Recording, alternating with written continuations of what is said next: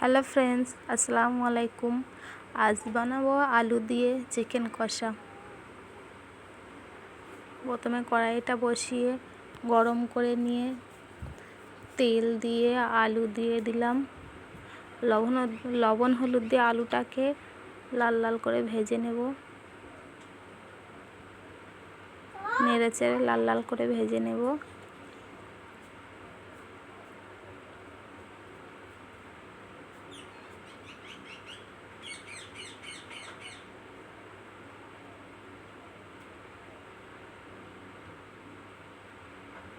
মাটির চুলোয় রান্নার টেস্টটাই আলাদা ফ্রেন্ডস। মাটির চুলায় রান্না করছি আজকে। দেখুন আলুগুলো লাল লাল করে ভেজে নিয়েছি।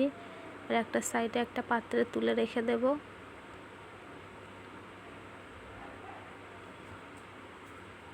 কড়াইতে আর একটু তেল দিয়ে একটা তেজপাতা দিয়ে পেঁয়াজ কুচি দিয়ে দিলাম।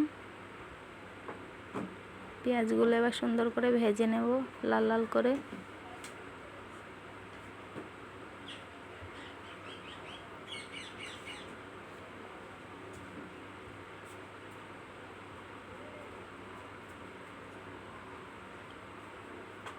দেখুন পেঁয়াজগুলোর কালার আস্তে আস্তে অনেকটাই চেঞ্জ হয়ে গেছে।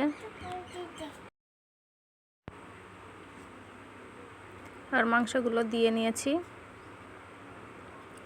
নেড়ে চেড়ে ভালো করে মিশিয়ে নেব।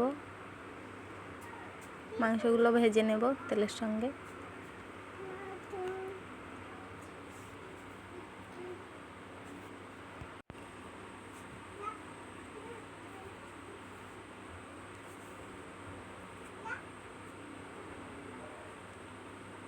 দেখুন সুন্দর করে মিশিয়ে নিয়েছি। এবার লবণ দিয়ে দেব।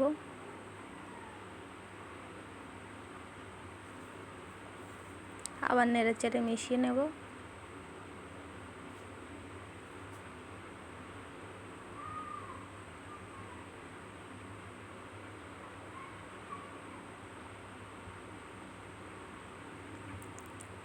আর আদা রসুন বাটা জিরে বাটা দিয়ে দিলাম। আবার সুন্দর করে মিশিয়ে নেব। দেখুন আস্তে আস্তে মাংস থেকে পানি ছেড়েছে। মাংস থেকে অনেকটাই পানি বেরিয়েছে।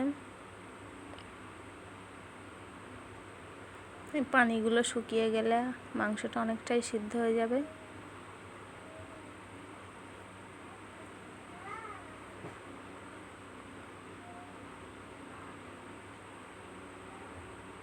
সুন্দর করে নেড়ে চেড়ে কষিয়ে নেব।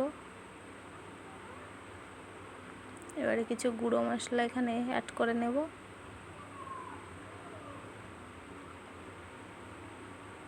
হলুদ গুঁড়ো, ধনিয়া গুঁড়ো, লঙ্কা গুঁড়ো, আর এটা দিয়ে দিলাম মিট মশলা।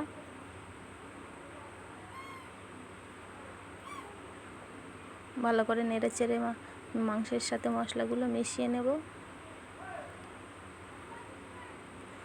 নেড়ে চেড়ে সুন্দর করে কষে নেব।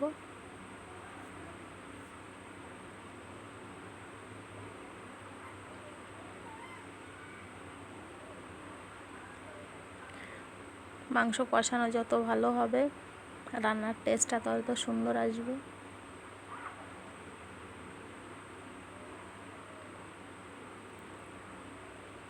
মাংস থেকে যখন তেল ছেড়ে যাবে তখনই বুঝে নিতে হবে মাংস কষানো হয়ে গেছে। দেখুন মাংস থেকে তেলটা ছেড়ে দিয়েছে। এই পর্যায়ে ভেজে রাখা আলুগুলো দিয়ে দিয়েছি।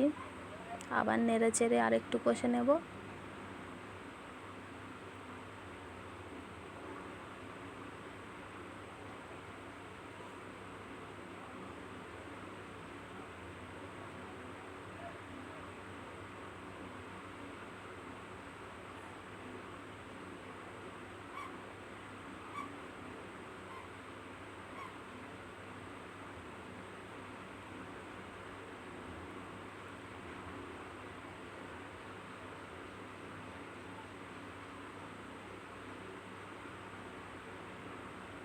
দেখুন কষানো প্রায় হয়ে গেছে।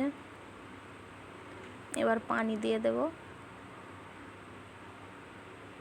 মাংসের সঙ্গে আলুর সঙ্গে মশলা সব একেবারে মিশে গেছে। এবারে পানি দিয়ে সিদ্ধ করতে দেব।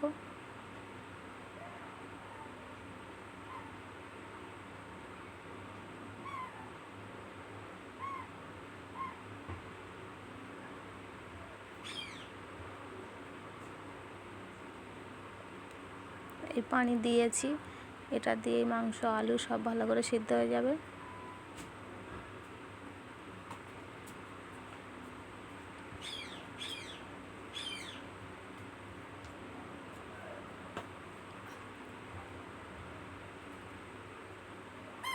চাপা দিয়ে দেব।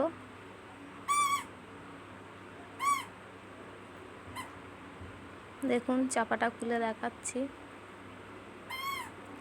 ঝোলটা অনেকটাই কমে গেছে, মাংস আলু সব কিছু সুন্দর মতো সিদ্ধ হয়ে গেছে।